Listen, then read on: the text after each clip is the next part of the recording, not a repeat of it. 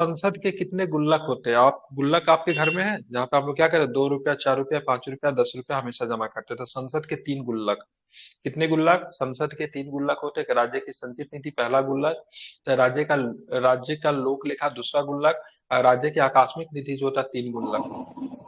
क्या होता है जब बहुत ज्यादा संकट जब आ जाए, ठीक है, तो आकस्मिक निधि हम लोग क्या करें, गुल्लक को फोड़ देते हैं, ठीक है। आकस्मिक निधि भी उसी तरह का गुल्लक है, संकट के समय में इसमें पैसा निकाला जाता है, ठीक है। तो संसद के 3 गुल्लक याद रखिएगा, संचित निधि, लोक लेखा और आकस्मिक निधि। आप जो पैसा देते हो, आप टैक्स का पैसा देते हो, किधर जाएगा? संचित निधि में जाएगा, ठीक है। ध्यान रखेंगे। आप जो एलआईसी में पैसा जमा करते हो, बैंक में जो पैसा जमा करते हो, ठीक है, या फिर आप किसी भी तरह का सरकार क्या बोलती है, कहीं भी पैसा इन्वेस्ट करते हो, कहीं ना कहीं से जाके गवर्नमेंट के पास में जाता है, वही सब पैसा संचित निधि में होता है। संचित निधि का पैसा को समय के साथ तो ले सकते हो, लेकिन एक चीज का पैसा नहीं मांग सकते हो। जैसे आपने कहीं पे टैक्स का भुगतान कर दिया, आप बोलोगे कि नहीं टैक्स अब आपको वापस चाहिए, टैक्स का पैसा रिटर्नेबल नहीं होता है। बाकी बैंक में जो आपने पैसा जमा किया, एलआईसी आपने खरीदे है, एलआईसी के बॉन्ड लिए, या फिर किसी भी प्रकार का कहीं भी पैसा इन्वेस्ट किया, सारे पैसे मिल जाते हैं। लेकिन कौन सा पैसा को आप दोबारा नहीं मांग सकते हो? आपने जो कर पेड कर दिया, ठीक है, आपने जो सरकार को जो टैक्स जो दे दिया, इस पैसा को कभी भी गवर्नमेंट आपको रिटर्न नहीं करती, ठीक है। बाकी कोई भी पैसा आप कहीं भी जमा करते हो, पैसा क्या हो जाता है, आपको रिटर्नेबल हो जाता है, ठीक है, समझिएगा। आकस्मिक निधि, लोक लेखा और ठीक है संचयी निधि क्या है? संसद के तीनों एक प्रकार के गुल्लक है, ठीक है, समझ रहे हैं ना। संसद इसमें अपना पैसा जमा करती है, और समय आने के बाद हम लोग क्या करते हैं, गुल्लक से पैसा निकाल भी लेते हैं, ठीक है। उसी तरह से सरकार पैसा निकालते हैं, लेकिन सरकार पैसा निकालने के लिए हम लोग को सीधे गुल्लक फोड़ देते हैं ना, लेकिन यहाँ पे सरकार संसदीय विधि से गुजरना पड़ता है, ठीक है, संवैधानिक या फिर संसदीय कह लीजिए, जो कि हम लोग आगे पढ़ेंगे, ठीक है। चलिए अब बात करें राज्य की संचित निधि किसमें है। राज्य की संचित निधि किसमें है?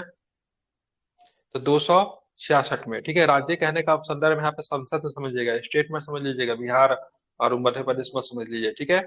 लोक लेखा किसमें? लोक लेखा अनुच्छेद 266 के 2 में। आकस्मिक नीति किसमें है? तो 267 में, ठीक है। ये आर्टिकल्स याद रहेगा, इंपोर्टेंट, एक बार फिर से बोल दीजिए सारे आर्टिकल्स। सारे आर्टिकल्स फिर से बोल दीजिए, क्या किस किस में है? राज्य की संचित निधि किसमें है? 266।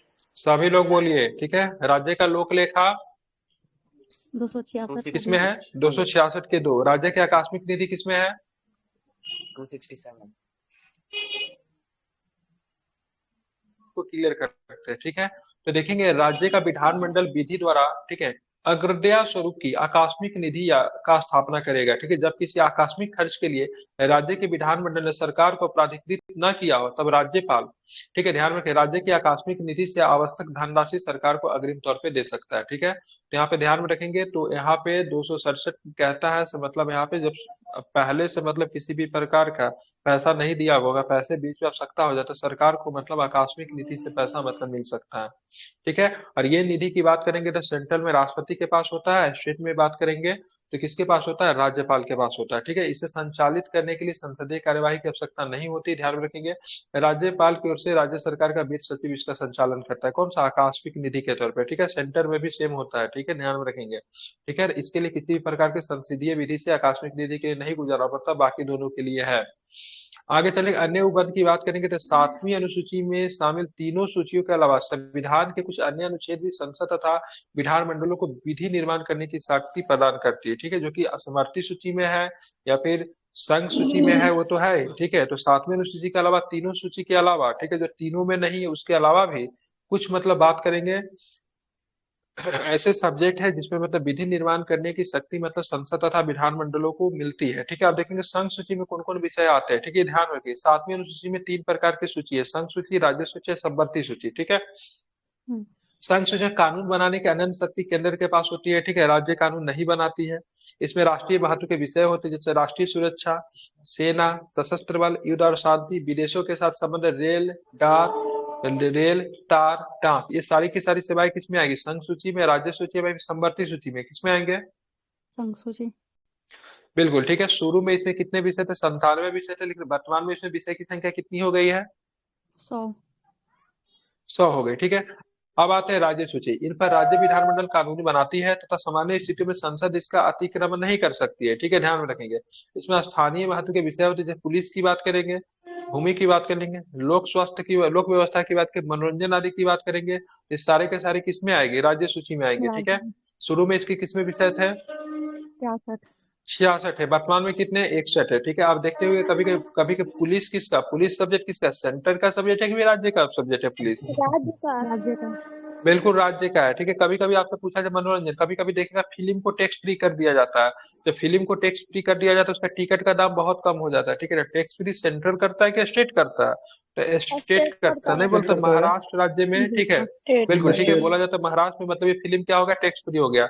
और जो फिल्म टैक्स फ्री हो जाता है उसका देखिएगा उसका टिकट का प्राइस बहुत कम हो जाता है। ठीक है, समझ गए? तो पहले वाले में 100 विषय है, दूसरे वाले में बात करेंगे विषय की संख्या कितनी 61 हो गई, मतलब कम गई है इसमें, उसमें बढ़ गई है। ठीक है, आप चलेंगे आगे।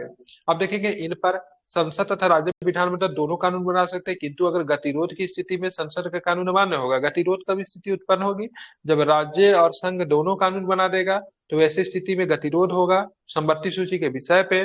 ठीक है, इसीलिए वैसे स्थिति में संघ का कानून क्या होगा, उसके ऊपर मान्य होगा। दंड विधि आती है, दंड प्रक्रिया संहिता है, शिक्षा आदि, ये सारे विषय इसमें शामिल है। प्रारंभ में इसमें 47 प्रविष्टियां थी, वर्तमान में कितना है, 52। 52 है। कितने हैं इसमें, 52 है। ठीक है, कंक्रूंट लिस्ट इसको कहते हैं। ठीक है, ध्यान में रखेंगे। अब आगे चलेंगे, आगे क्या है, तो देखेंगे संघ अनुच्छेद 248 घोषित करता है कि अवशिष्ट शक्तियां शेष बात करेंगे शेष शेष रह गई शक्तियां केंद्र के पास होगी। मतलब इन सारे विषय में जो विषय शामिल नहीं है, उस विषय पे कानून कौन बनाएगा, संघ बनाएगा कि राज्य बनाएगा? संघ बनाएगा। राज्य। संघ बनाएगा, राज्य नहीं, संघ। ठीक है, अवशिष्ट शक्तियां किसके पास होगी, अवशिष्ट शक्तियां भारत में किसके पास होती है, सेंटर संघ के के पास पास। होती है कि राज्य से पास होती है? बिल्कुल सेंटर के पास। ये संघ प्रावधान के पास। कहाँ से लिया गया है, अवशिष्ट शक्तियां केंद्र के पास होगी? देवी और सज्जनों बताइए कहाँ से लिया गया है? कनाडा से। कनाडा से लिया गया है। ठीक है, ध्यान रखिएगा। ठीक है, कनाडा सही है। बिल्कुल ठीक है। साथ ही केंद्र को कारारोपण, ठीक है, सूची में वर्णित की शक्तियां भी होगी। इस प्रकार यह अनुच्छेद केंद्र को मजबूत करने का सूचक होता है। अब बात करें हमारे यहाँ थोड़ा सा, अगर पूछेगा क्या 248 केंद्र को हमारे संघ को एकात्मक बनाता है, तो बिल्कुल एकात्मक बनाता है। यह अनुच्छेद केंद्र को सशक्त करता है। ठीक है, अनुच्छेद 250 में स्पष्ट लागू किया गया कि जब तक राष्ट्रीय आपात की उद्घोषणा लागू है, तब तक संसद को राज्य सूची में शामिल विषयों पर भारत के किसी भी भाग के लिए विधि बनाने का शक्ति होगी। मान लीजिए 352 लगा हुआ है, देश में राष्ट्रीय आपात का लगा हुआ है, तो वैसे कंडीशन में अनुच्छेद 250 कहता है कि राज्य सूची के विषय पे भी मतलब कौन कानून बना सकता है? राज्य। ठीक है, केंद्र। संघ कानून बना सकता है। ठीक है, सेंटर कानून बना सकता है राज्य सूची के विषय पे भी। ठीक है, तो ये भी भारतीय हमारे संघीय शासन व्यवस्था को ये एकात्मक स्वरूप ये भी प्रस्तुत करता है। संसद द्वारा निर्मित ऐसी विधि आपात की घोषणा की समाप्ति के बाद 6 महीने की अवधि पूरी होने तक समाप्त हो जाएगी। ध्यान रखेंगे, जो संसद जो राज्य सूची के विषय पे जो कानून बनाएगी, जैसे इमरजेंसी समाप्त होगा उसके 6 महीने के अंदर में क्या हो जाएगा, समाप्त हो जाएगा। ठीक है, स्वतः ही समाप्त हो जाएगा। ठीक है, 6 महीने के अंदर में, या फिर ठीक है, ध्यान रखें, या फिर मतलब राज्य भी अपने यहाँ क्या कर सकती है, समाप्त कर सकती है, या फिर अगर उसको कंटिन्यू रखना है तो राज्यों को अपने यहाँ मतलब कानून बनाना पड़ेगा। ठीक है, राज्य विधानमंडल बनाएगी। ठीक है, अनुच्छेद 252 क्या कहता है, अनुच्छेद 252 में कहा गया कि अगर दो या दो अधिक राज्यों को विधानमंडल संकल्प पारित करके संसद से निवेदन करे तो राज्य सूची के किसी भी विषय पे कानून बना सकते हैं। लेकिन ध्यान में रखें क्या, दो या अधिक राज्यों के विधान मंडल, ठीक है, कम से कम दो या फिर अधिक राज्यों का विधानमंडल अगर मान लीजिए संसद से, ठीक है, संसद से निवेदन करता है कि आप इस राज्य सूची के विषय पे आप कानून बना दीजिए, तो संसद भी राज्य सूची के विषय पे कानून बना सकती है। ठीक है, लेकिन दो या दो से अधिक विधानमंडल, जैसे बिहार विधानमंडल कर दिया, झारखंड का विधानमंडल कर दिया, महाराष्ट्र का विधानमंडल कर दिया, तो तीन तीन राज्य का विधानमंडल तैयार है ऐसे राज्य सूची के विषय पे मतलब संसद को कानून बनाना चाहिए, तो वैसे कानून बन सकता है। ठीक है, आप चलते हैं अनुच्छेद 253। अनुच्छेद 253 के तहत संसद को विशेष शक्ति प्रदान दी गई है। तो भारत सरकार द्वारा किसी अन्य देश के साथ की गई संधि, करार, अभिसमय या किसी अंतर्राष्ट्रीय सम्मेलन, संगठन या अन्य निकाय में किए गए किसी भी निश्चय को लागू करने के लिए भारत के संपूर्ण राज्य क्षेत्र या किसी उसके भाग के लिए विधि पारित कर सकती है। ठीक है, अब मान लीजिए हमको किसी देश के साथ संधि करना है, चलिए हमको नेपाल के साथ ही संधि करना है। ठीक है, तो नेपाल के साथ संधि करना है, तो नेपाल के साथ किसी भी प्रकार की संधि करेंगे तो हमारा देश का जो संघ जो है इस मामले में स्वतंत्र है। अब हम नेपाल के साथ संधि करें तो उत्तर प्रदेश और बिहार से नहीं पूछने जाएंगे तो भाई साहब आपका तो बॉर्डर उसके साथ टच होता है, तो क्या हम वो संधि करें कि नहीं? ऐसे परिस्थिति में राज्य जो है किसी के संघ जो है किसी राज्यों से अनुमति लेने के लिए बाध्य नहीं है। ठीक है, ध्यान में क्या है, तो बाध्य नहीं है, ठीक है, इसको आपको ध्यान में रखना। संघ इसके लिए क्या है, स्वतंत्र है और किसी भी देश से संधि कर सकती है, करार कर सकती है, किसी भी संगठन अन्य निकाय से, ठीक है। कभी कभी आप देखते हुएगा जैसे एडीबी, एडीबी क्या है, इंटरनेशनल बैंक, अभी त्रिपुरा को जाकर मतलब फंड वगैरह दे रही है, ठीक है। नेपाल के साथ अरुण जल समझौता है, ठीक है, गंडक समझौता है, कुछ भी है, तो बिहार और नेपाल का है, तो क्या बिहार खुद ही जाके कर लिया? नहीं, संघ की अनुमति में, संघ के परमिशन के द्वारा होता है, ठीक है, ध्यान में रखेंगे, ठीक है। पर संधि भारत के साथ ही होगा, ठीक है, संधि बिहार के साथ नहीं, संधि भारत के साथ ही होगा, उसमें इन्वॉल्वमेंट भले ही बिहार का हो जाएगा, ठीक है, ध्यान रखें, क्योंकि अंतरराष्ट्रीय संधि करने के लिए भारत जैसे देश में, ठीक है, संघ जिम्मेवार है, न कि राज्य जिम्मेवार है, ठीक है, ध्यान में रखेंगे। अब राष्ट्रपति शासन, राष्ट्रपति शासन भारतीय संघीय व्यवस्था का और भी ज्यादा मतलब क्या बना, सशक्त बनाती है, और भी तो एकात्मक स्वरूप को प्रस्तुत करती है, ठीक है, ध्यान में रखें, राज्य की शक्ति को कमजोर करती है। तो किस अनुच्छेद में कहा गया कि राष्ट्रपति शासन लग सकती है? आर्टिकल्स बताइए, किस अनुच्छेद में राष्ट्रपति शासन है? 356। 356 है। 356 के तहत किसी राज्य की राष्ट्रपति शासन की घोषणा की जाती है, राज्य विधानमंडल की शक्तियां कुछ समय के लिए केंद्र को मिल जाती है। अब ऐसे कंडीशन में राज्य विधानमंडल जो होगा तो वर्किंग होगा, वह मतलब काम सही ढंग से नहीं कर पाएगी। दो कंडीशन हो सकता है, ठीक है, या तो उसको बर्खास्त कर दिया जाएगा या फिर उसको नहीं भी बर्खास्त कर दिया जाएगा, दोनों परिस्थिति में, ठीक है, कानून नहीं बना सकती। शक्तियां किसके पास चली जाती है? राष्ट्रपति शासन के दौरान केंद्र के पास चली जाती है, ठीक है। अब यहाँ पे देखेंगे अनुच्छेद 357 क्या कहता है, 356 के बाद एक बात 357 आर्टिकल्स क्या कहता है, इसको जरा समझ लीजिएगा। अनुच्छेद 357 कहता है, में बताया गया है कि अवधि के दौरान राज्य के विधानमंडल की शक्तियां संसद द्वारा या संसद के प्राधिकार के अधीन मतलब प्रयुक्त होगा, ठीक है। किसकी पावर? तो राज्य विधानमंडल की पावर, ठीक है। अब यहाँ पे राष्ट्रीय महत्व की संस्थाओं के समन्वय अगर संसद विधि द्वारा किसी राष्ट्र संस्था को राष्ट्रीय महत्व की संस्था घोषित कर दे, तो वह उस संस्था से संबंधित सभी विषयों पर विधि बनाने के लिए अधिकृत हो जाएगी। अब यहाँ पे कोई धर्मदत्त बनाम में केस आया था 2004 के मामले में, सर्वोच्च न्यायालय ने संसद की शक्ति को वैधता प्रदान की थी। अगर मान लीजिए कोई ऐसा मामला है, कोई ऐसा मामला है, माइक बंद कर लीजिए, ठीक है, कोई ऐसा मामला है जो कि लगे से मतलब ये राष्ट्रहित का मामला है, तो राष्ट्रहित का मामला भले ही सब्जेक्ट स्टेट का है, लेकिन अगर लगे से राष्ट्रहित का मामला है, तो ऐसे मामले में सर्वोच्च न्यायालय मतलब क्या करेगी, सर्वोच्च न्यायालय बोल रहा हूँ, ठीक है, ऐसे मामले में संसद क्या करेगी, कानून उस पर बना सकती है, ठीक है। ये केस कब आया था? तो धर्मदत्त बनाम, ठीक है, भारत संघ, ठीक है, कब की केस है? धर्मदत्त बनाम भारत संघ, क्या बताएंगे? 2004। 2000 किस आर्टिकल में कहा गया है कि अनुच्छेद 356 जब मतलब राज्य में राष्ट्रपति शासन लगा रहेगा, तो वैसे कंडीशन में विधानमंडल की शक्तियां संसद के पास चली जाएगी। क्या बताएंगे कौन सा आर्टिकल? 357, 355, 356 किसमें है? 357 में है, ठीक है। आप देखेंगे केंद्र और राज्य के बीच ये जो हाँ बॉक्स में लिखा है एक बार बता दीजिए, समझ ही नहीं आया क्या इसके देखिए, होता है। राष्ट्रीय महत्व की संस्था के संबंध में, ठीक है, मतलब कोई ऐसा संस्था जो कि राज्य के अधीन है लेकिन वो राष्ट्रीय महत्व का है, ठीक है, तो वैसे संबंध में, ठीक है, संसद के पास विधि द्वारा कानून बनाने की शक्ति प्राप्त होगी, ठीक है। ये कहा गया था किसके में? 2004 में, के शायद धर्मदत्त बनाम भारत संघ। हमारे राज्य के अंतर्गत कौन ऐसी संस्था हो सकती है, ठीक है, कौन ऐसी संस्था हो सकती है जो कि एक राष्ट्रीय महत्व का संस्था हो सकता है? कोई ऐसा संस्था बताइए, कोई ऐसा संस्था क्या बताइए जो कि राष्ट्रीय महत्व का संस्था है, कभी सेंट्रल गवर्नमेंट उसको वो कर सकती है, ठीक है, अपने अंदर में ले सकती है, उसके संबंध में पूरा चीज उसके अधिकार में आ जाए। कोई ऐसा संस्था? कुछ याद नहीं आ रहा है? रेलवे तो ऑलरेडी सेंटर का विषय है। मतलब कुछ ऐसा हो सकता है जैसे मान लीजिए कोई ऑफिस ही हो गया या कुछ, मतलब समझिए ना, कैसे बताओ, ऐसा तो कोई दिख नहीं रहा मुझे अभी सामने से। सिंपल से समझिए, वो स्टेट के अंदर में कार्यरत है, लेकिन सेंटर को लगेगा से यार ये तो राष्ट्रीय महत्व का है, ठीक है, ये तो मतलब संसद के पास ये प्राधिकार हो। हाँ, सिंपल सा, दिल्ली की तरफ, दिल्ली हालांकि केंद्र शासित प्रदेश है, जैसे मान लीजिए संपर्क समझ लीजिए, दिल्ली में नगर निगम जो थी केंद्र के अधीन पहले आती थी, ठीक है, अब जाके साथ दिल्ली गवर्नमेंट को दे दिया गया, ठीक है। तो किसी सिंपल सा समझ लीजिए, केंद्र सरकार कभी कभी अगर बात करेंगे तो नगर निगम एक प्रकार की संस्था है जो कि मतलब बहुत बढ़िया है, ठीक है, लेकिन हालांकि ये भी तो राजस्व नीति निर्देशक तत्व के अधीन आता है, तो ये तो स्टेट का ही है, ठीक है। कोई ऐसा सपोज नगर निगम ही है, ठीक है, लगेगा से ये मतलब क्या है, राष्ट्रहित का मतलब है, ठीक है, राष्ट्रहित में मतलब ये कार्य करती है, या फिर ये देश का विकास इससे और भी बहुत ज्यादा हो सकता है सेंट्रल गवर्नमेंट अगर चाहे ऐसा क्लेम करे से मतलब क्या है, ये जो है राष्ट्रीय महत्व का है, तो ये मुझे अपने अंदर दे दो, ठीक है। जैसे मान लीजिए ताजमहल, ताजमहल कहाँ पे है? उत्तर प्रदेश में है ना, उत्तर प्रदेश में। ये तो टैक्स तो उत्तर प्रदेश सरकार जी को सर। जाना चाहिए, लेकिन टैक्स किसको जाता है? भारत सरकार को जाता है टैक्स, ठीक है। इसको राष्ट्रीय महत्व का घोषित कर दिया गया। ऐसा बहुत सारा संस्था हो सकता है जो कि राज्य के अधीन हो, लेकिन संघ सरकार को लगे से राष्ट्रीय महत्व क्या है, तो संघ सरकार उसके अपने अंदर में लेकर उसे करारोपण कर सकती है, उस पर टैक्स लगा सकती है, उसको संचालन कर सकती है, सब कुछ कर सकती है, ठीक है। ध्यान में रखेंगे। चलिए, सिंपल प्रश्न यही है और कुछ नहीं है, ठीक है। ये धर्मदत्त बनाम भारत संघ 2004 में कहा गया था। आप चलेंगे केंद्र और राज्यों के बीच प्राकृतिक संबंध, ठीक है। केंद्र और राज्यों के बीच जो संबंध जो है वही संबंध है जो कि एक सास और बहू का संबंध होता है, ठीक है। हमेशा दोनों में काफी मतभेद होते रहा, इसलिए बहुत सारा आयोग का नियुक्ति की गई है, ठीक है। इस आयोग के संदर्भ से कई बार प्रश्न जो है पूछे जाते रहे, ठीक है। तो हम लोग क्या करेंगे, उस प्रश्नों को देखेंगे जो कि आयोग जो हमेशा सॉरी क्या पूछता है, एग्जाम में हमेशा पूछा जाता है। तो भारत के संविधान के भाग 11 के अध्याय 2 का शीर्षक है प्रशासनिक संबंध। इसके संबंध में 256 से लेकर 263 तक का आर्टिकल शामिल है।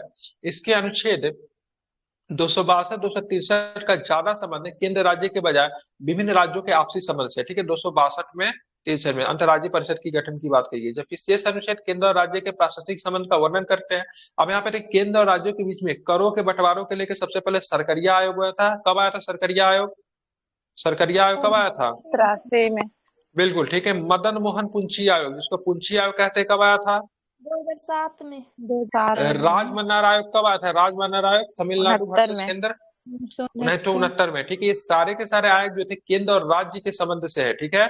समझ रहे हैं ना, केंद्र और राज्य से संबंध से। फिर याद रखिए सरकरिया 83 में, मदन मोहन पुंछी, ठीक है, पूरा नाम था मदन मोहन पासी। ये सरकरिया साहब जो थे जज थे, मदन मोहन पुंछी साहब भी, ठीक है।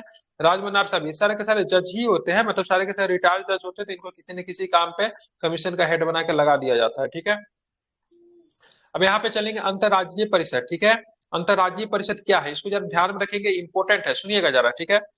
देखेंगे सरकरिया आयोग, ठीक है, अध्यक्ष आर एस सरकरिया तथा 2 अन्य सदस्य, ठीक है, शिवरमन और एस आर सेन, ठीक है। ध्यान में, बी शिवरमन, ठीक है, एस आर सेन की सिफारिश में 1990 में अंतर्राज्यीय परिषद का गठन किया गया। संविधान के अनुच्छेद 263 ये व्यवस्था करता है कि राष्ट्रपति आदेश पे, ठीक है, अंतर्राज्यीय परिषद का स्थापना कर सकता है, जिसका मुख्य कार्य केंद्र राज्य के आपसी विवादों का समाधान करना है, ठीक है।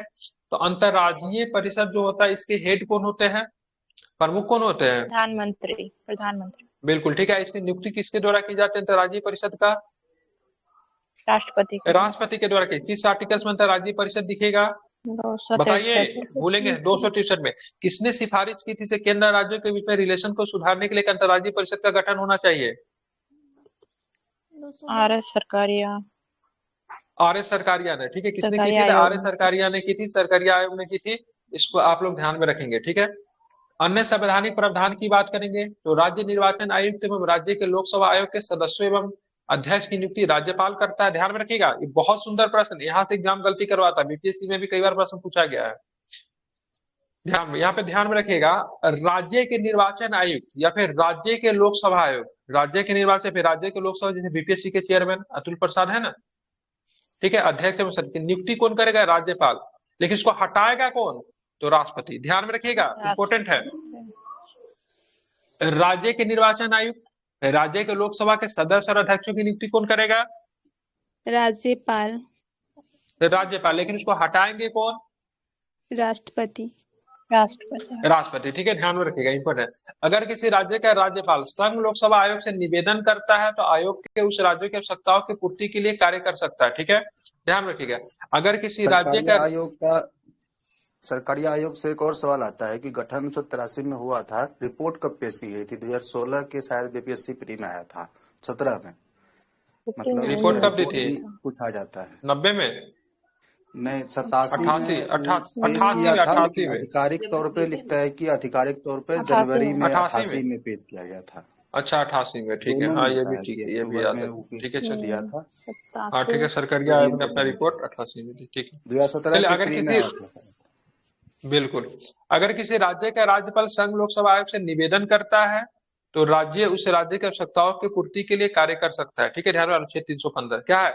अगर किसी राज्य का राज्यपाल संघ लोकसभा आयोग से निवेदन करता है तो आयोग उस राज्य की आवश्यकताओं की पूर्ति के लिए कार्य कर सकता है, 315 है।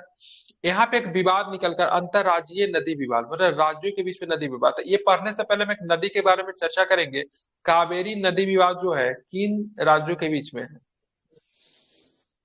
कर्नाटक तमिलनाडु तमिलनाडु। कर्नाटक मेन है। तमिलनाडु। देखिए तमिलनाडु है, कर्नाटक तो मेन है, बिल्कुल ठीक है। थोड़ा सा केरल भी पकड़ लीजिए, ठीक है। थोड़ा सा पुडुचेरी भी ले लीजिए, अगर बहुत डिटेल्स में पूछेगा तो पूछ सकता है, ठीक है। हालांकि मेन जो है तमिलनाडु कर्नाटक के बीच में है, जैसा कि आपने बताया, ठीक है। तो नदी विवाद होते रहा है, ठीक है, ध्यान में रखेंगे। तो यहाँ पे आप बात करेंगे तो क्या होता है, संविधान के अनुच्छेद 262 ये प्रावधान करता है कि संसद द्वारा अंतर्राज्यीय नदी के जल विवाद जैसे मुद्दों का न्याय निर्णय के लिए विशेष अधिकरण गठित कर सकती है। संसद ऐसी व्यवस्था भी करती है जिससे न तो सर्वोच्च न्यायालय नहीं उच्च न्यायालय ऐसे विवाद को अपने अधिकार क्षेत्र का प्रयोग कर सके, ठीक है। मतलब अंतर्राज्यीय नदी विवाद के मुद्दा को लेके कोर्ट में जा सकते हैं क्या?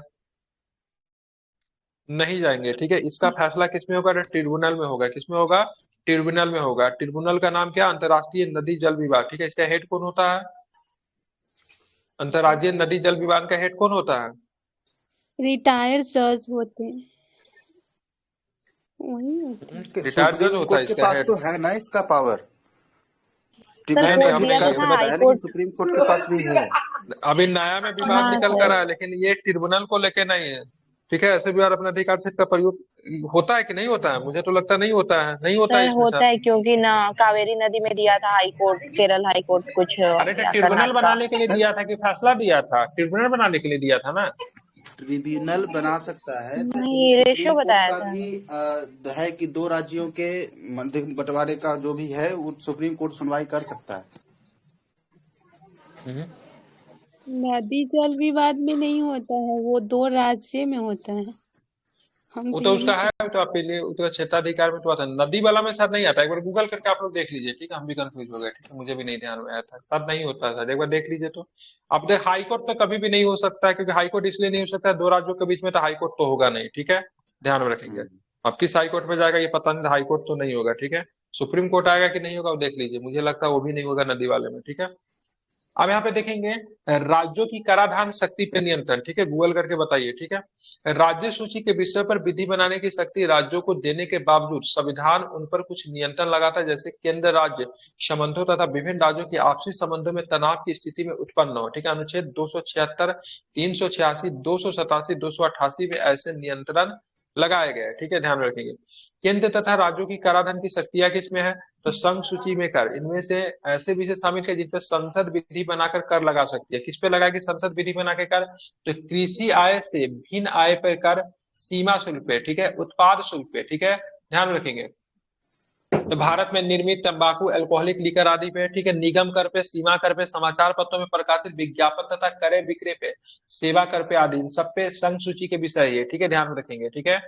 इन सब पे टैक्स लगाना, सीमा कर पे, निगम कर पे, ठीक है, उत्पाद शुल्क, ये सब मतलब उत्पाद शुल्क में सेंटर स्टेट भी लगाती है, लेकिन भारत में निर्मित तंबाकू, अल्कोहलिक लिकर, इन सब पे मतलब केंद्र सरकार टैक्स लगाती है, ठीक है। यहाँ पे राज्य सूची की बात करेंगे, राज्य सूची में ऐसे विषय शामिल है जिसपे मतलब कि कौन टैक्स लगाएगी? तो मतलब राज्य सरकार। जैसे भू राजस्व का निर्धारण, संग्रहण, कृषि आय पे कर, कृषि भूमि के संबंध में संपदा शुल्क, भूमि तथा भवनों पे कर, पथ कर हो गया, टोल टैक्स जो होता है सो, ठीक है, ध्यान रखें। लेकिन टोल टैक्स भी कई तरह का होता है, ठीक है।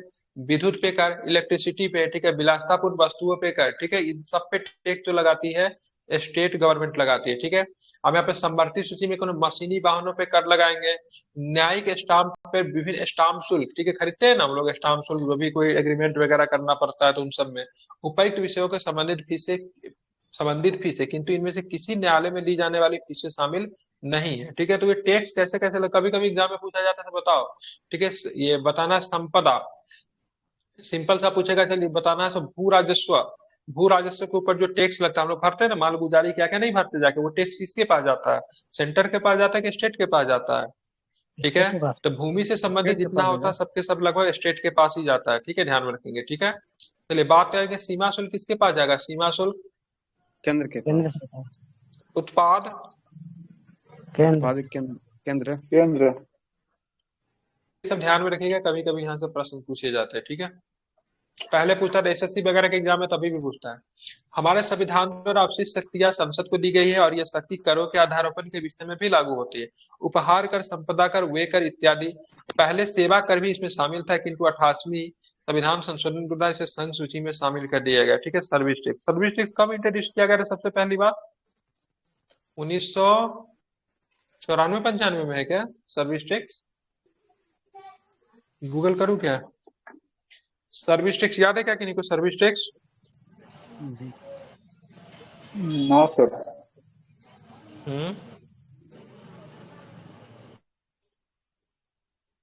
1994 दिखा रहा है। हाँ वही 94-95 आ रहा है, याद आ रहा था। ठीक है तब ठीक है। ठीक है ध्यान में रखेंगे सर्विस टैक्स। सर्विस टैक्स क्या होता है? क्या होता है सर्विस टैक्स? होटल में आप खाना खाने गए, ठीक है, उसके बदले में कुछ टैक्स जोड़ दिया, ठीक है, तो वो होता है सर्विस टैक्स में आ जाएगा। होटल में रहने जीएसटी। का, खाना खाने का। जीएसटी से अलग से होता है, पहले सर्विस टैक्स भी जुड़ते थे, ठीक है। वैट होता है कुछ सामान में, वैल्यू एडेड टैक्स होता है। इस सब का साल कभी कभी पूछता है, आप लोग देख लीजिएगा। हालांकि पॉलिटी के क्लास का पार्ट नहीं है, वो स्टैटिक्स में हम लोग देख लेंगे, ठीक है। कर राजस्व का वेतन की बात करेंगे। आप देखिए कर जो वसूलता जो है, ठीक है, तो क्या राज्यों का भी हिस्सा तो कर में होगा ना, ठीक है। सेंट्रल जो कर वसूलेगी तो उसमें राज्यों का हिस्सा भी तो देंगे, क्योंकि कर अब कहाँ से वसूल रहा है, ठीक है, किसी न किसी राज्य से ही तो वसूल रहा है ना। देखिए केंद्र द्वारा लगाए जाने वाला कर किंतु राज्य द्वारा एकत्रित तथा प्रयुक्त किए जाने वाले करों की चर्चा अनुच्छेद 268 में की गई। इंपोर्टेंट आर्टिकल इसको ध्यान रखिएगा। केंद्र द्वारा लगाए जाने वाले कर मतलब कर केंद्र लगाएगी, ठीक है, किंतु राज्यों के द्वारा एकत्रित तथा प्रयुक्त किए जाने करों की चर्चा 268 में है। वर्तमान में इसमें 2 करों को शामिल किया गया, ठीक है। संसूचित में वर्णित स्टाम्प कर कौन लगाती है? केंद्र, ठीक है, वसूलती है स्टेट। संसूची में वर्णित औषधियों तथा प्रसाधन उत्पादों पे कर किए जाने वाला उत्पाद शुल्क, ये सब मतलब संघ ही लगाती है, लेकिन वसूलती कौन है? तो स्टेट वसूलती है। केंद्र द्वारा लगाए जाने वाला कर केंद्र तथा राज्यों द्वारा एकत्रित तथा प्रयुक्त किए जाने वाले करों की चर्चा की बात करें 268 के क में कर दी गई है। इसमें सिर्फ सेवा कर को ही शामिल किया गया। 268 के क में क्या है? तो सेवा कर, क्या है? सर्विस टैक्स, ठीक है।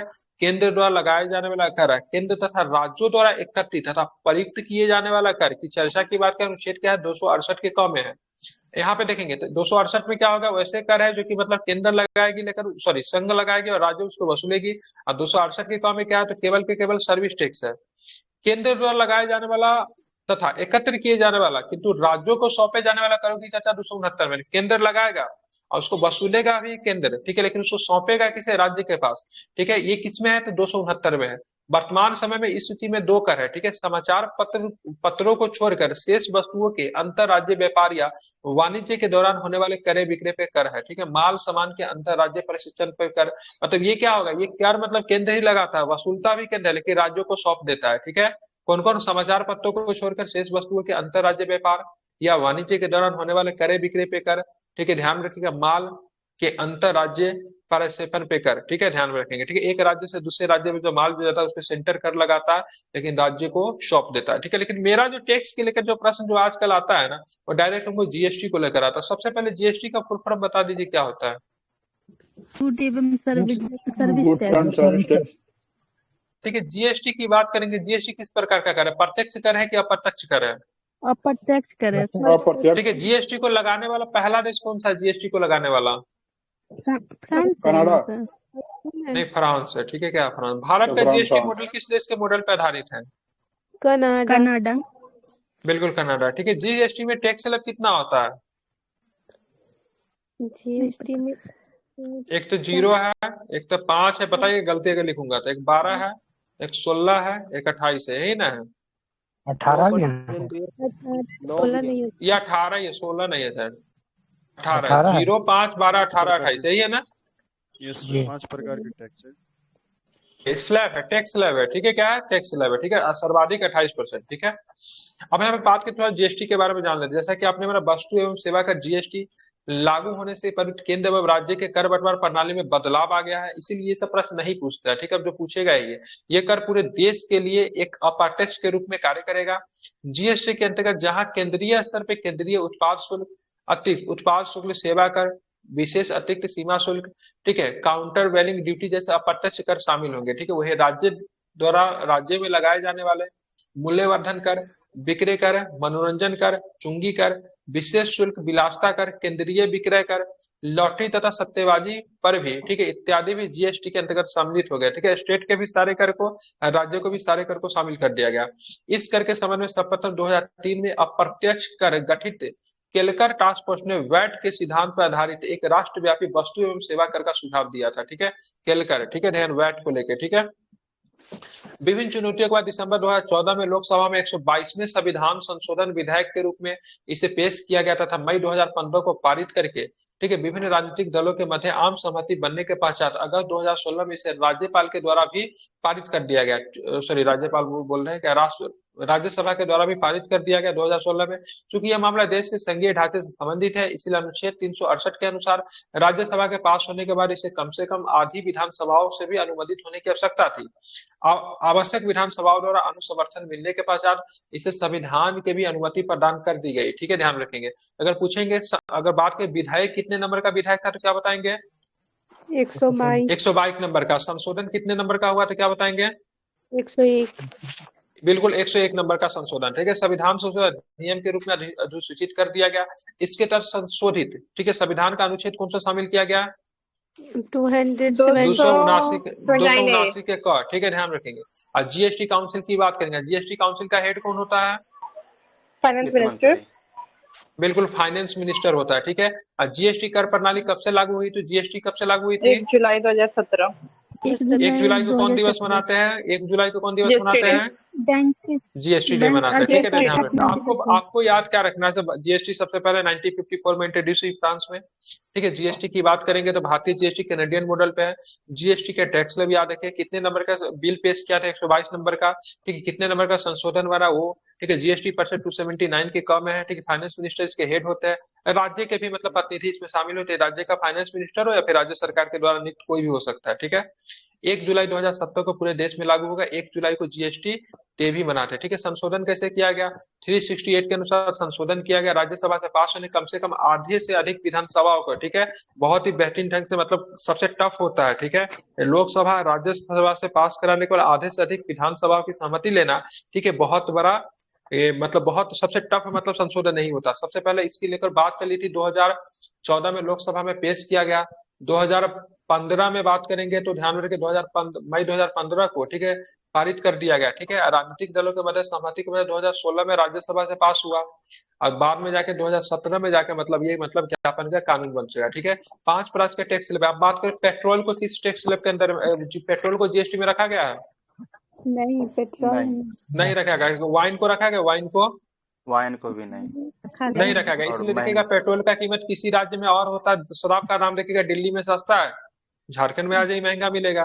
ठीक है, बिहार में बिकता ही नहीं है। तो मतलब अगर जिसको टैक्स स्लैब में नहीं रखेगा उसका कीमत एक दूसरे राज्य में अलग अलग हो सकता है, लेकिन जो जीएसटी के अंदर शामिल हो जाएगा उसका कीमत बात करेंगे सभी राज्यों में, ठीक है, एक जैसा रहेगा। इसी तरह की व्यवस्था बहुत दिन पहले 1804 में कोड आई थी, जिसको नेपोलियन कोड के नाम से, नेपोलियन ने इसी तरह का टैक्स स्लैब इंट्रोड्यूस किया था। ठीक है, ध्यान में रखेंगे, इसी तरह का एक सिस्टम था, नेपोलियन ने बहुत पहले किया था। इसीलिए कहीं ना कहीं फ्रांस में सबसे पहले जीएसटी आया तो कहीं ना कहीं नेपोलियन के विचारों से प्रभावित था। आगे चलेंगे। अब क्या था यहाँ पे?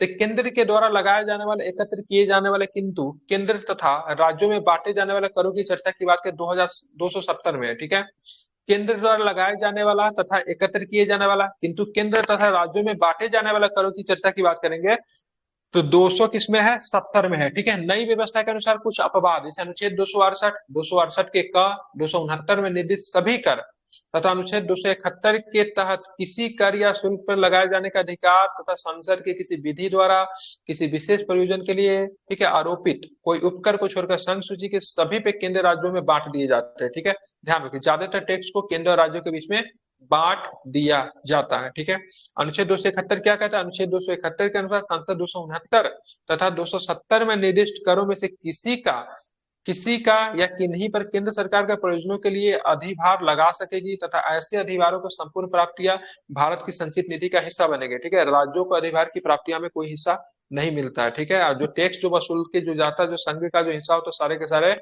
संचित निधि में चला जाता है। ठीक है, संचित निधि था, लोकलेखा था, एक और क्या था? आकस्मिक निधि था। ठीक है, केंद्र सरकार के सोर्सेस जो होते हैं पैसे के यही होते हैं। समझ गए? ये सारे टैक्स को लेकर क्वेश्चन था, लेकिन टैक्स के लेकर मेन क्वेश्चन आपको बनेगा तो जीएसटी से ही बनेगा। इसी को आप लोग ध्यान रखिए, लिख देगा जीएसटी परिषद के संदर्भ में निम्नलिखित में से कौन सा कथन सही नहीं है? शेष को बोलते हैं ना, अधिभार शेष को बोलते हैं। बिल्कुल, अधिभार शेष को बोलते हैं। ठीक है, इसमें सेंट्रली सर्वासर्वी होता है, स्टेट को इससे कुछ भी नहीं मिलता अधिभार शेष से। ठीक है, ये सीधे सीधे पैसा संचित निधि में चला जाएगा।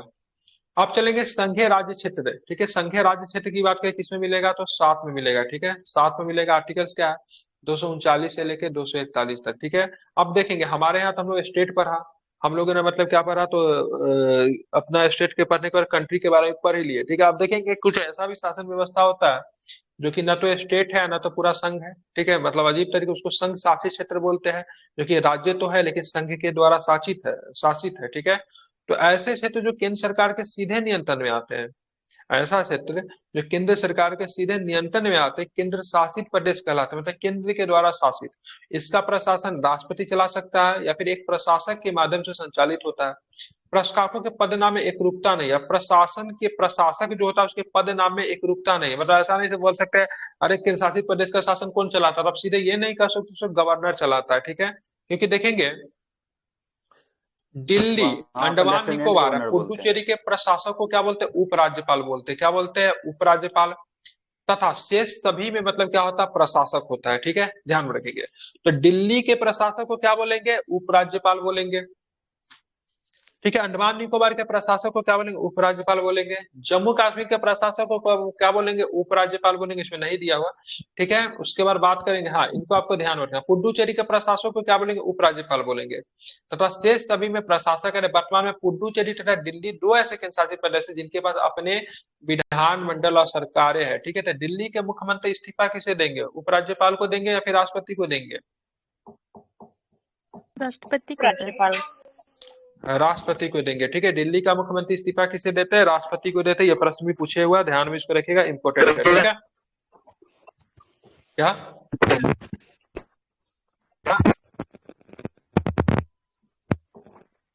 आवाज नहीं आ रही, आशीष जी माइक बंद कीजिए, ठीक है।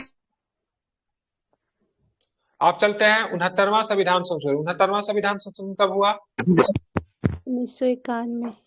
1991 हुआ। इसके माध्यम से अनुच्छेद 239 का डबल ए और 239 का ए और बी जोड़ा गया, ठीक है। मतलब क और ख या फिर डबल का कह सकते हैं, ठीक है।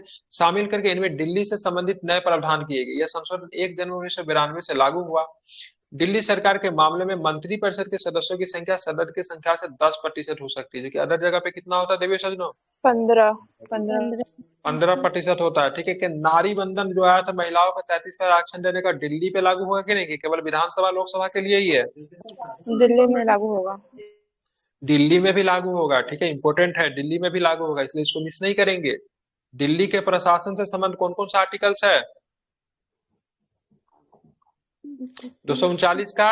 अरे चर्चा में रहा आर्टिकल, सही विवाद हुआ है, जैसे कि विवाद किस लेकर बैठे, देखिए सरकारें में है ना, दिल्ली को एनसीआर हाँ बिल्कुल ठीक, हाँ बिल्कुल। अब यहाँ पे देखेंगे विवाद किसको लेकर होता है ना, देखिए आईएएस आईपीएस जो होते हैं, जो कि ब्यूरोक्रेट है, वो किसके प्रति रिस्पॉन्सिबल होंगे, अब जनता के प्रतिनिधि के प्रति रिस्पॉन्सिबल होंगे कि नहीं होंगे, होते हैं ना, क्योंकि स्टेट के लिए तो रूल स्टेट में भी तो करते थे। दिल्ली में एक चीज कर दिया गया तो वहाँ के आईएएस आईपीएस वहाँ पे जनता के प्रतिनिधि के प्रति रिस्पॉन्सिबल नहीं होंगे, मतलब रिस्पॉन्सिबल नहीं कहना चाहिए, क्या बोलते हैं उसको, जिम्मेदार क्या हो सकता है, वही बोलते हैं, ठीक है। तो वो नहीं होंगे, ठीक है। मतलब वहां का कोई विधायक या फिर कोई मंत्री, ठीक है, काउंटर क्वेश्चन भी नहीं पूछ सकता, उसको सेंटर के प्रति कर दिया गया। इस बात को लेके, ठीक है, इस बात को लेके शुरू में क्या हुआ, सुप्रीम कोर्ट ने बोला नहीं भाई, इसे ब्यूरोक्रेट जो है वो स्टेट को मतलब क्या करेंगे, स्टेट के जो प्रतिनिधि जो होंगे उन्हीं के प्रति क्वेश्चनेबल होंगे। लेकिन सेंटर गवर्नमेंट ने क्या किया, संविधान को ही चेंज कर दिया और ऐसा परिस्थिति में उसको सेंटर के प्रति लेकर चला है, ठीक है। तो कहीं ना कहीं एक तरह से देखेंगे तो गलत भी है। आप लोग को क्या लगता है, जो आईएएस ऑफिसर होते हैं, मान लीजिए किसी राज्य का मंत्री है, उसके प्रति जिम्मेवार इनको नहीं होना चाहिए, क्योंकि मंत्री कहीं ना कहीं से होता है जनता को प्रतिनिधित्व करता है, कि आईएएस अधिकारी सेंटर के प्रति होना चाहिए। लेकिन यहाँ पे मतलब सारी चीजें कर दी गई थी। हाल फिलहाल में भी चर्चा में भी था दिल्ली संशोधन विधायक, ठीक है, विधायक। तो 239 का क 239 का क ख किससे संबंधित है, दिल्ली से संबंधित है। 69वां संविधान संशोधन कब आया था, कब आया था, कब आया था, 1991 में। ये भी पूछ सकता है उस समय पीसीएम कौन थे, तो मुझे जहां तक ध्यान में था उसके साथ मदन मोहन खुराना, ठीक है, मदन मोहन खुराना जो जिनका हाल फिलहाल में निधन हो गया ना, वही थे, ठीक है। और दिल्ली का पहला बीजेपी का सीएम जो बना था खुराना ही बना था, ठीक है। दिल्ली में 2 बीजेपी के साथ सीएम रहे, ठीक है, एक खुराना साहब रहे, एक सुषमा स्वराज जो कि फर्स्ट लेडी सीएम थी दिल्ली में, ठीक है। एक बार चेक कीजिएगा 1992 में खुराना ही था क्या। आप चलते हैं मुख्यमंत्री की नियुक्ति राष्ट्रपति करेगा। अन्य मंत्रियों की नियुक्ति की बात करें, मुख्यमंत्री की सलाह पर राष्ट्रपति ही करेगा। दिल्ली की स्थिति, ठीक है, ध्यान में रखें। मुख्यमंत्री की नियुक्ति कौन करेगा, ध्यान में रख रहे हैं ना, यही पे बता रहा हूँ, ठीक है। यही बताते दिल्ली के मुख्यमंत्री को शपथ दिलाने का या फिर मतलब इस्तीफा देने का काम यहाँ पे राज्यपाल या फिर लेफ्टिनेंट गवर्नर करके मत आइएगा, ठीक है। किसकी भूमिका होती है, राष्ट्रपति की। अन्य मंत्रियों की नियुक्ति कौन करेगा, तो मुख्यमंत्री की सलाह पर राष्ट्रपति है। दिल्ली की स्थिति के इस संबंध में राज्यों से अलग है, क्योंकि राज्यों के मंत्रियों की नियुक्ति मतलब कौन करता है, राज्यपाल करता है। लेकिन दिल्ली में कौन करेंगे, बहुत बेसिक बात है, किसी एग्जाम में आपको पूछा जा सकता है, आपको इसे याद रखना चाहिए, ठीक है। सभी मंत्री या राष्ट्रपति के प्रसाद अपने पद के धारण करते हैं। पूछेगा दिल्ली के मुख्यमंत्री, सॉरी दिल्ली के मंत्री जो होते हैं, ठीक है, वह किसके प्रसाद पद के धारण करेगा। खुशी खुशी उपराज्यपाल मत लगा कर आइएगा, गलत हो जाएगा। किसके प्रसाद पद की धारण करेंगे, तो क्या बताएंगे, राष्ट्रपति। राष्ट्रपति के, ठीक है। मुझे लगता है इसमें से आधे से अधिक लोग तो ये चीजों को जानते होंगे, लेकिन आधे से अधिक लोग इसमें जो भी है नहीं भी जानते होंगे, ठीक है, ध्यान में रखेंगे, ठीक है। तो अभी जान गए तो इसको आप लोग क्या रखिएगा, ध्यान में आप लोग रखेंगे, ठीक है। तो दिल्ली के मुख्यमंत्री इस्तीफा राष्ट्रपति को दिलाएंगे, राष्ट्रपति को इस्तीफा दिलाएंगे नहीं, राष्ट्रपति को इस्तीफा देंगे, ठीक है, ध्यान में रखेंगे। दिल्ली के मुख्यमंत्री को शपथ भी कौन दिलाएगा, तो राष्ट्रपति दिलाएगा। दिल्ली के जो मतलब दिल्ली के मंत्रियों की नियुक्ति कौन करेगा, तो मुख्यमंत्री के सलाह पर राष्ट्रपति करेगा। दिल्ली के मंत्री किसके प्रसाद पद धारण करेंगे, तो राष्ट्रपति के प्रसाद पद धारण करेंगे। सर दिल्ली के मंत्री है जो इस्तीफा कैसे देगा, तो किसको देगा, जो शपथ दिलाएगा इस्तीफा देगा, कॉमन सेंस है। दिल्ली के मुख्यमंत्री, दिल्ली के मंत्री को इस्तीफा कौन दिलाता है, राष्ट्रपति को दिलाता है, राष्ट्रपति को शपथ देगा, इस्तीफा देगा। भाई उसके प्रसाद पद धारण कर उसी को देगा ना, दिल्ली के संदर्भ में सब कुछ चेंज हो जाता है, ठीक है।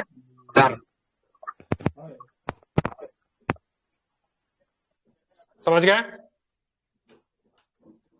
बातें समझ में आई। और दिल्ली के प्रशासक को क्या बोलते हैं, एडमिनिस्ट्रेटर बोलते हैं या फिर उपराज्यपाल कहते हैं। अरे क्यों आशीष जी माइक खोल रहा है आपका, इको कर रहा है बहुत ज्यादा, बंद करके रखिए। क्या बोलते हैं, क्या बोलेंगे, मंत्री को मंत्री। अरे प्रशासक की बात कर रहा हूँ, मंत्री की बात नहीं कर रहा हूँ। क्या बोल रहे हैं, राज्यपाल बोलेंगे, उपराज्यपाल बोलेंगे, एडमिनिस्ट्रेटर बोलेंगे। समझते नहीं आप लोग, पूछ क्या रहे हैं, हम बता रहे हैं, इमली बता रहे हैं। इतना अच्छा समझाने के बाद भी नहीं समझ। दिल्ली में मंत्रियों की संख्या कितने से अधिक नहीं हो सकती है, 10%। ठीक है। 15% मंत्रियों की संख्या होती है। इसके लिए कब संवैधानिक संशोधन किया गया था, 15% से ज्यादा नहीं होगा।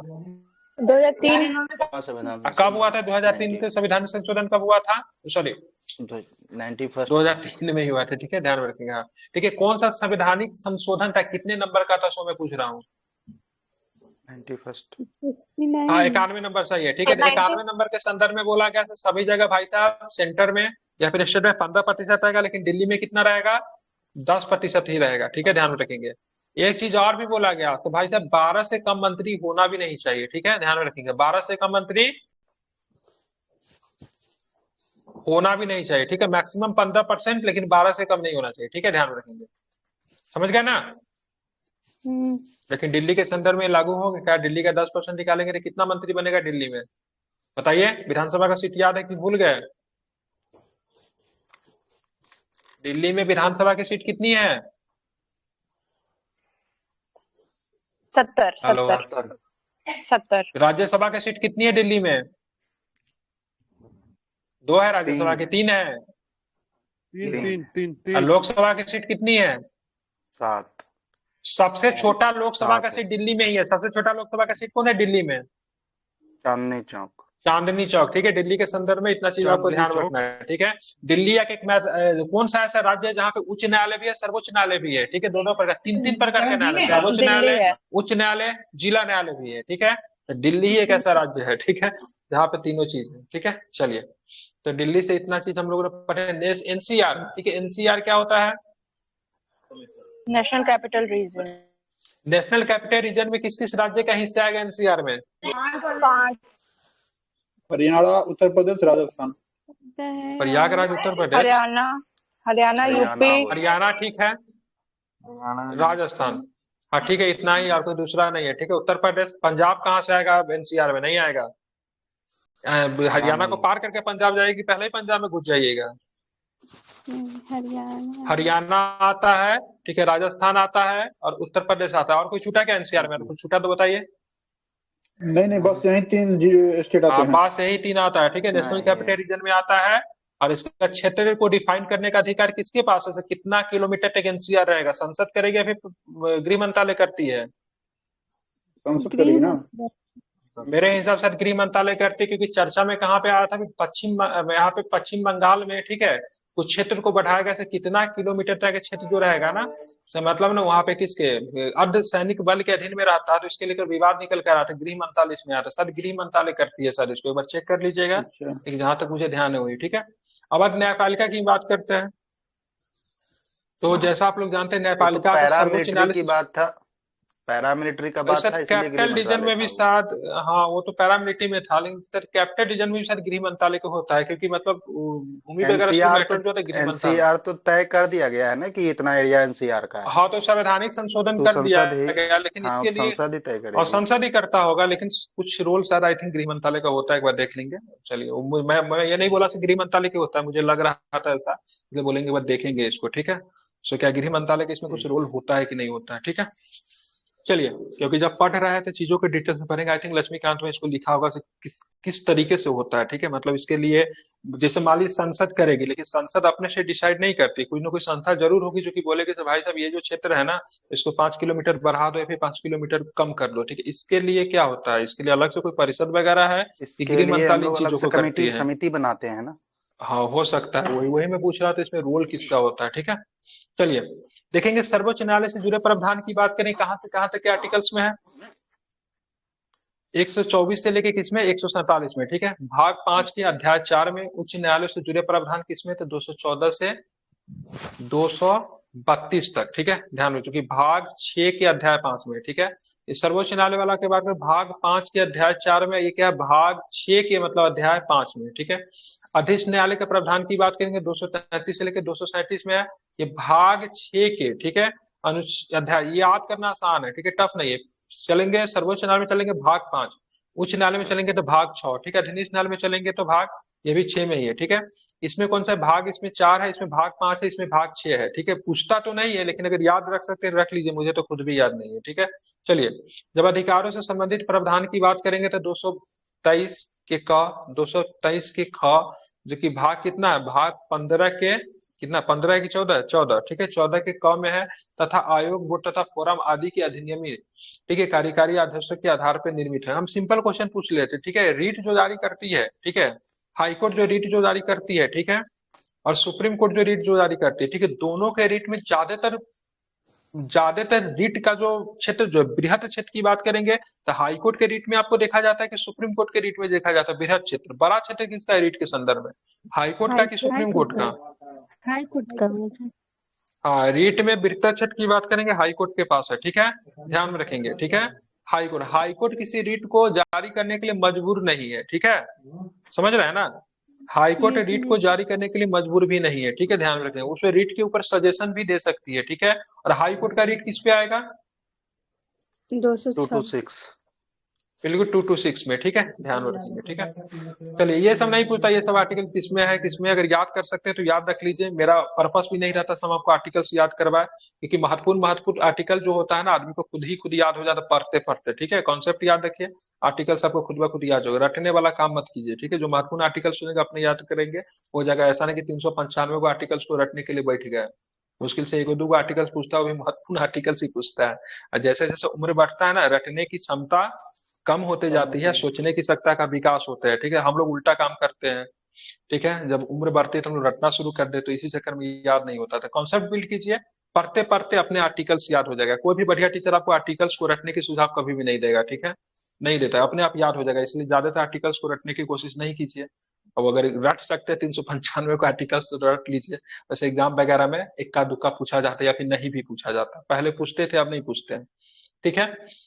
अब यहाँ पे देखेंगे सर्वोच्च न्यायालय और उच्च न्यायालय में अंतर क्या क्या है। तो सर्वोच्च न्यायालय की बात करें 124 के 1 में, ठीक है, उच्च न्यायालय 216 में है, ठीक है। आप देखेंगे न्यायाधीशों की नियुक्ति कैसे होती है, तो न्यायाधीशों की नियुक्ति सर्वोच्च न्यायालय में कौन करेंगे, कौन करेंगे? सिंबल जो है राष्ट्रपति। राष्ट्रपति साहब ही करेंगे। राष्ट्रपति। अन्य न्यायाधीशों और उच्च न्यायालयों के न्यायाधीशों के परामर्श से मुख्य न्यायाधीश की नियुक्ति करता है। ठीक है, ध्यान में रखेंगे।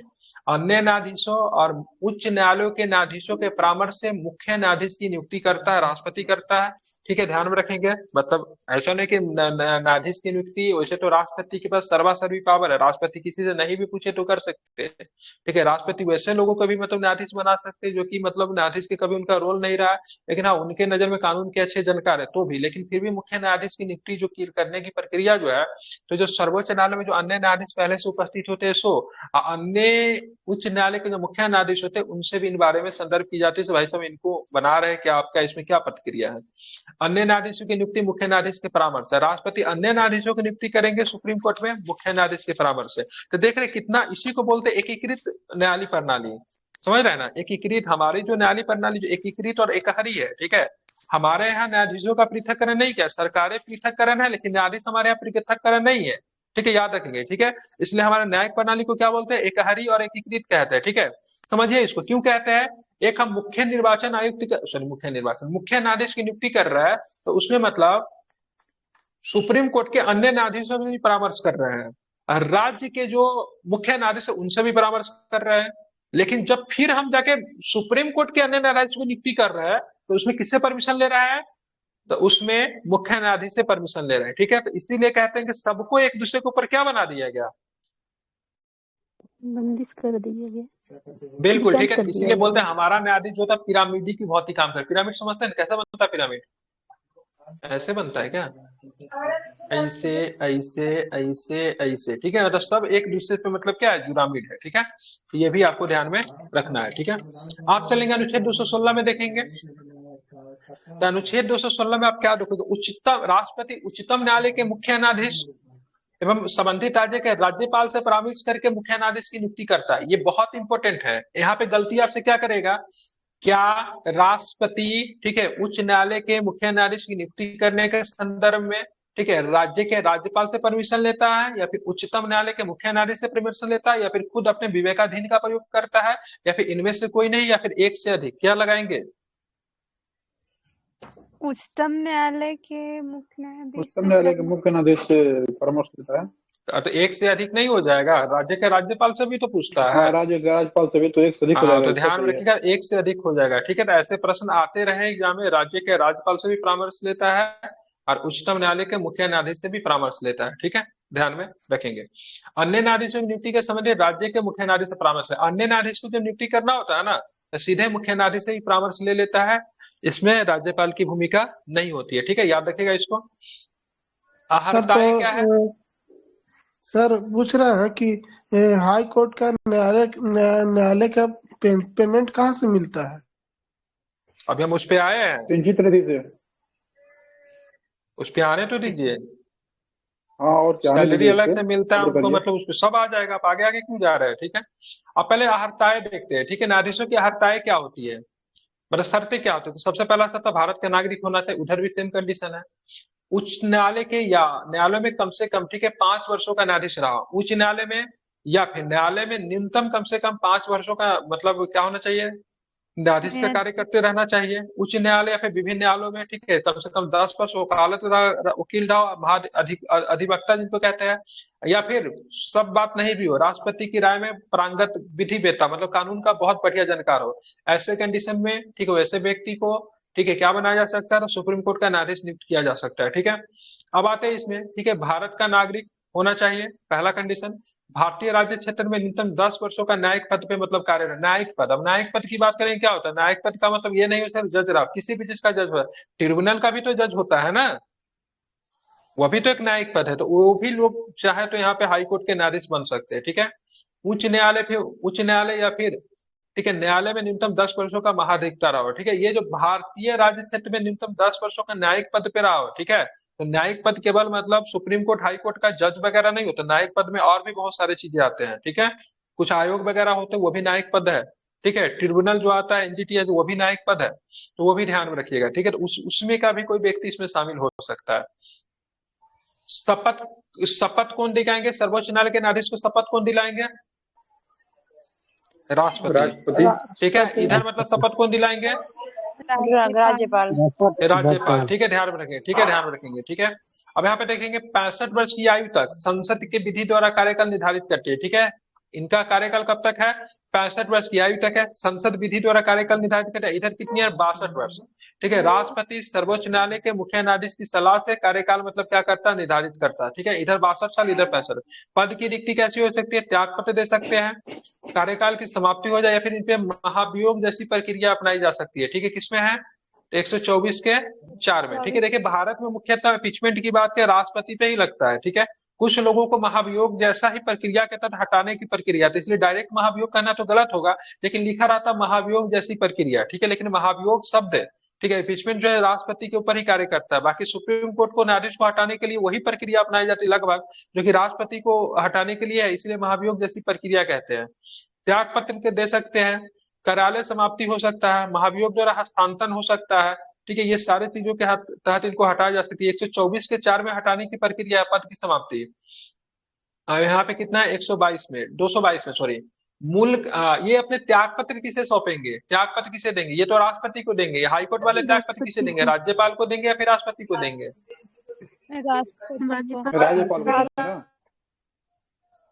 त्याग पत्र एक बार चेक कीजिए, तो कंफ्यूज हो गया मैं भी। राष्ट्रपति होगा ना सर, वो तो राष्ट्रपति को देता है, ठीक है। त्याग पत्र राष्ट्रपति को देते हैं, ठीक है, ध्यान में रखेंगे। एक बार देख लीजिए तो क्या है, कंफ्यूज कर रहा हूँ थोड़ा सा, देख के बताइए हमें भी। चेक कीजिए तो क्या है?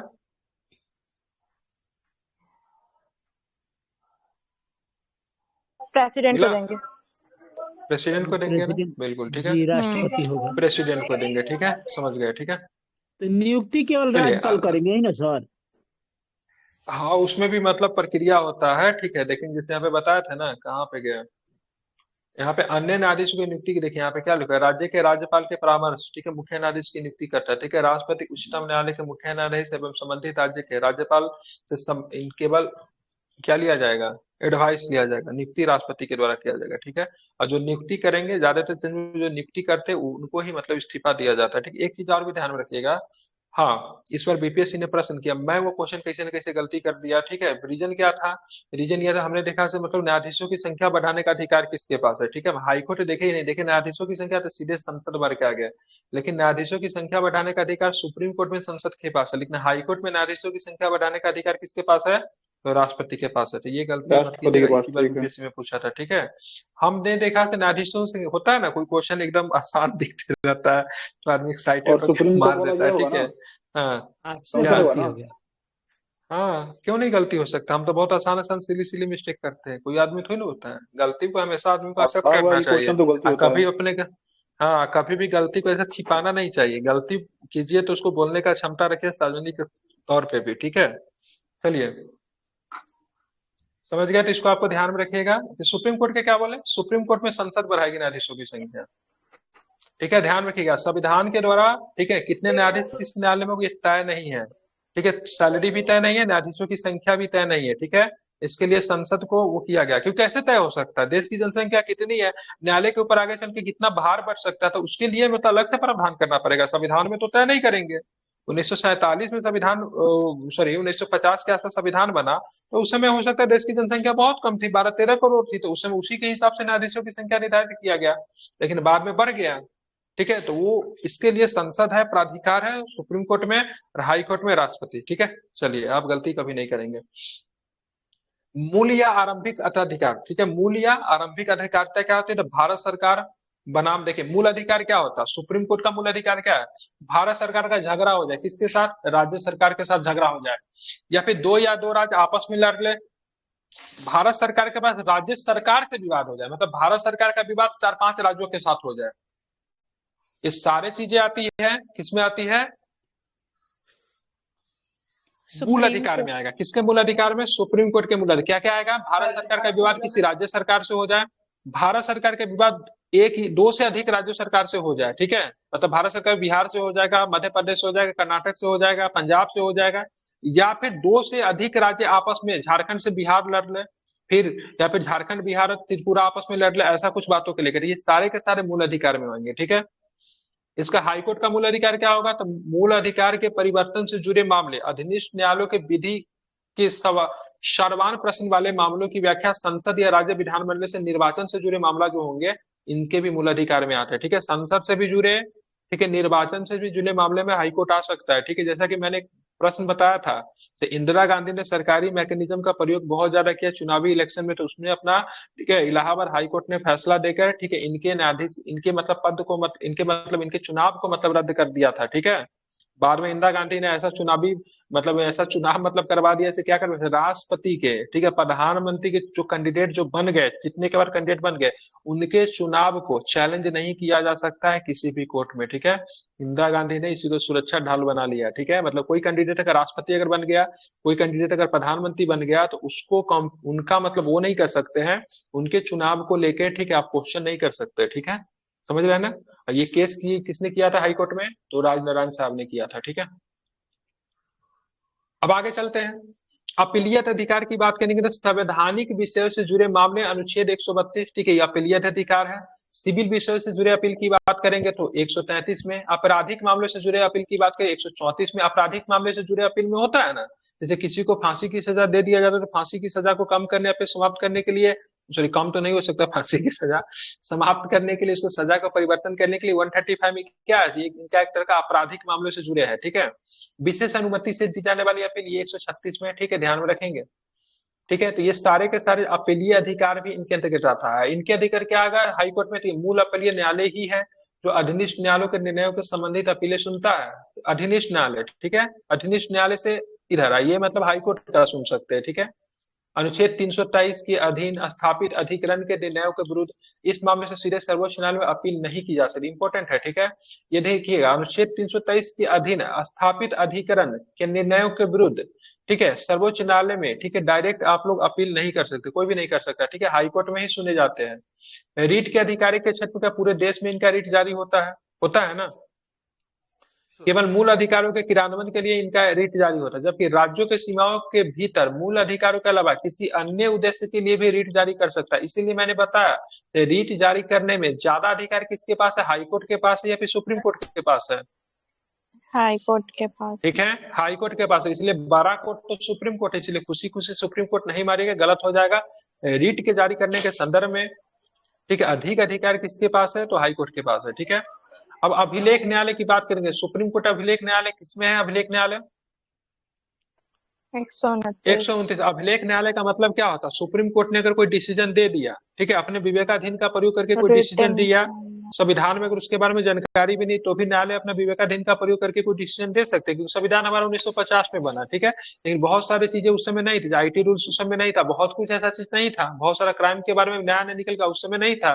तो कभी कभी न्यायालय अपना, ठीक है, विवेक का भी प्रयोग करके कुछ ना कुछ डिसीजन दे देती है। ठीक है, तो वैसे संदर्भ में अगर वो डिसीजन किसी प्रकार के दे दिए तो वो आर्किव की तरफ अभिलेख न्यायालय होता है। ठीक है, कभी भी उसने उस डिसीजन को काउंटर करते हुए बताया जा सकता है, भाई साहब सुप्रीम कोर्ट ने इस साल में इस मामले में ये कहा था, उसका डिसीजन को, ठीक है, सभी कोर्ट में क्या होगा, मान्य होगा सुप्रीम कोर्ट का। ठीक है, इसलिए अभिलेख न्यायालय। उसी तरह हाईकोर्ट भी एक अभिलेख न्यायालय, किसमें हाईकोर्ट अभिलेख न्यायालय किसमें है? तो 215 में हाईकोर्ट है, अभिलेख न्यायालय है। ठीक है, ध्यान में रखेंगे। आप चलेंगे अधीक्षण संबंधी अधिकारता। न्यायिक अधीक्षण अपने अधीनस्थ न्यायालय को करेगा। अब सुप्रीम कोर्ट चाहेगा तो न्यायिक अधीक्षण कर सकता है ना हाईकोर्ट का। न्यायिक एवं, ठीक है, प्रशासनिक अधीक्षण सशस्त्र बल न्यायालय का अधिकरण का अपवाद, ये सब 227 में आता है। ठीक है, तो ध्यान में, न्यायिक अधीक्षण अपने अधीनस्थ न्यायालय क्या करेगा, जो भी इसके नीचे के न्यायाधीशों का अधीनस्थ न्यायालय, इसके अंदर में कार्यरत न्यायालय। न्यायिक एवं प्रशासनिक अधीक्षण सशस्त्र बल न्यायालय का प्राधिकरण अपवाद है। ठीक है, ध्यान में रखेंगे। आप चलेंगे यहाँ पे उच्चतम न्यायालय से दूसरे न्यायाधीश मामले। उच्चतम न्यायालय ने दूसरे न्यायाधीश मामले 1993 में वरिष्ठता को मुख्य न्यायाधीश की नियुक्ति के आधार माना। ठीक है, जो सबसे अधिक वरिष्ठ होंगे वही क्या बनेंगे, मुख्य न्यायाधीश बनेंगे, जबकि अन्य न्यायाधीशों की नियुक्ति का मुख्य न्यायाधीश में अन्य 4 वरिष्ठतम न्यायाधीशों की सलाह पे करे। कॉलेजियम पद्धति से बीपीएससी ने क्वेश्चन पूछा था, उम्मीद नहीं था इतना इस तरह के प्रश्न पूछेंगे, लेकिन पूछा था। तो उच्चतम न्यायालय ने दूसरे न्यायाधीशों के मामले में 1993 से किसको के आधार बनाया, किस आधार पर न्यायाधीश की नियुक्ति की जाएगी? जो सबसे ज्यादा सीनियर, मोस्ट सीनियर जज रहेंगे उन्हीं को किया जाएगा। अब बाकी अन्य न्यायाधीश की नियुक्ति की करने के लिए एक पद्धति को अपना, जिसे कॉलेजियम कहते हैं ना, वरिष्ठम न्यायाधीशों का एक मंडल होता है जिसको कॉलेजियम कहते हैं। उसमें मतलब कितने होता है, ठीक है। जबकि अन्य न्यायाधीश की नियुक्ति के लिए, ठीक है, मुख्य न्यायाधीश से तो अन्य 4 वरिष्ठम न्यायाधीशों की सलाह ली जाती है, ठीक है। ध्यान में कितने होती है? 4, ठीक है, ध्यान में रखेंगे। अब किस तरीके से काम करता है देखेंगे। न्यायाधीशों को नियुक्ति करने के संदर्भ में सामान्यतः नवनिर्मित नीति के अनुसार उच्च न्यायालय के न्यायाधीशों की नियुक्ति सर्वोच्च न्यायालय के मुख्य न्यायाधीश कॉलेजियम क्या होता है, ध्यान में रखेंगे, क्या होता है? उच्च न्यायालय, सर्वोच्च न्यायालय के मुख्य न्यायाधीश तथा 2 वरिष्ठम न्यायाधीशों के मंडल द्वारा आम सहमति के आधार पर, ठीक है, दी गई सलाह पर राष्ट्रपति करता है। ध्यान सुनिएगा। अब यहाँ पे देखिए, सामान्य नवनिर्मित नीति के अनुसार उच्चतम न्यायालय, उच्च न्यायालय के न्यायाधीश की नियुक्ति सर्वोच्च न्यायालय के मुख्य न्यायाधीश, ठीक है, सर्वोच्च न्यायालय के मुख्य न्यायाधीश तथा 2 वरिष्ठ न्यायाधीशों की मंडल, जिसको कॉलेजियम के द्वारा कहते हैं, उसको आम सहमति के आधार पर दी गई सलाह पर राष्ट्रपति करेगा, ठीक है। मतलब उच्चतम न्यायालय, सॉरी, उच्च न्यायालय के न्यायाधीशों के संदर्भ में कॉलेजियम पद्धति को अपनाया जाएगा, इसमें 2 होगा अन्य, 1 होंगे सुप्रीम कोर्ट के मुख्य न्यायाधीश, जो कि ये यहाँ पे जो पद्धति को अपनाया जाता है, जैसे किसे मुख्य न्यायाधीश एवं अन्य 4, ठीक है। यहाँ पे अगर बात करेंगे उच्चतम न्यायालय में अगर न्यायाधीश को नियुक्ति करना है तो उसके लिए क्या होना चाहिए? उच्च न्यायालय प्लस उच्चतम न्यायालय के न्यायाधीश प्लस 4, मतलब 1 प्लस 4 कहाँ पे? सुप्रीम कोर्ट में, ठीक है। स्टेट के लिए 1 प्लस 2, ठीक है। स्टेट के लिए कितना होता है? 1 प्लस 2। 1 क्या है? तो 1 क्या है? मुख्य न्यायाधीश है। यहाँ पर भी मुख्य न्यायाधीश है, लेकिन हाई कोर्ट के लिए, सुप्रीम कोर्ट के लिए 4 और भी होते हैं और हाई कोर्ट के लिए 2 ही होते हैं, ठीक है, ध्यान में रखेंगे। तो जरा इसको देख लीजिएगा। यहाँ से विश्व यूपीएससी प्रश्न पूछा था। ये व्यवस्था कब शुरू की गई थी? तो 1993 में, ठीक है। ऐसे न्यायालय जिनके निर्णय, आदेश तथा निर्देश अस्थायी स्मृति में सुरक्षित रखे जाते हैं ताकि सभी अधीन न्यायालय उन्हें पूर्व उदाहरण के रूप में प्रयोग कर सके, अभिलेख न्यायालय कहलाते हैं। वे न्यायालय अपनी अवमानना के लिए दंड भी दे सकते हैं, ठीक है। न्यायालय अपने अवमानना के लिए क्या करते हैं? दंड भी देते हैं, ठीक है। संविधान में उच्चतम न्यायालय तथा उच्च न्यायालय के न्यायाधीश हेतु न्यूनतम आयु सीमा निर्धारित नहीं की गई, ठीक है। न्यूनतम आयु सीमा निर्धारित नहीं है भाई साहब, कितने साल के होने पे, ठीक है, कितने साल के होने पे मतलब आपको ये होना चाहिए, ठीक है। तो ये सारी चीजें तो नहीं दी गई है, आप ध्यान में रखेंगे, लेकिन मैक्सिमम एज की बातें कही गई है, ठीक है। क्या कही गई? मैक्सिमम एज की बातें कही गई है, न्यूनतम एज की बातें जो है नहीं कही गई है। आप लोग इसे ध्यान में रखें, अगर ध्यान में रख सकते हैं तो। अगर पूछेगा सर्वोच्च न्यायालय के न्यायाधीश बनने के लिए, ठीक है, या फिर उच्च न्यायालय के न्यायाधीश बनने के लिए न्यूनतम आयु सीमा कितनी है, तो 35 वर्ष मत मार के चले जाएगा, ठीक है ही नहीं, ठीक है। मैक्सिमम कितना है? मैक्सिमम कितने वर्षों तक कार्य कर सकते हैं? मैक्सिमम बता दीजिए जरा। सुप्रीम कोर्ट 65 और मतलब क्या? 62 हाई 62। कोर्ट। बहुत सुंदर, वेरी गुड, ठीक है। न्यायालय में बहुत ज्यादा है क्या? बंद करूँ कि करवा दूं? न्यायालय खत्म करवा दूं अब आज? मत करवाइए सर। सर ज्यादा हो गया ना? नहीं वैसे सर। न्यायिक प्रणाली ज्यादा हो गया। अच्छा ठीक है, ठीक है, थोड़ा पेचीदा था, इससे प्रश्न कम आते हैं लेकिन पढ़ना बहुत है इसमें, ठीक है। ये आप इसको स्क्रीनशॉट लीजिए। सर्वोच्च न्यायालय से संबंधित अन्य प्रावधान को देखेंगे, ठीक है, नेक्स्ट क्लास में, ठीक है।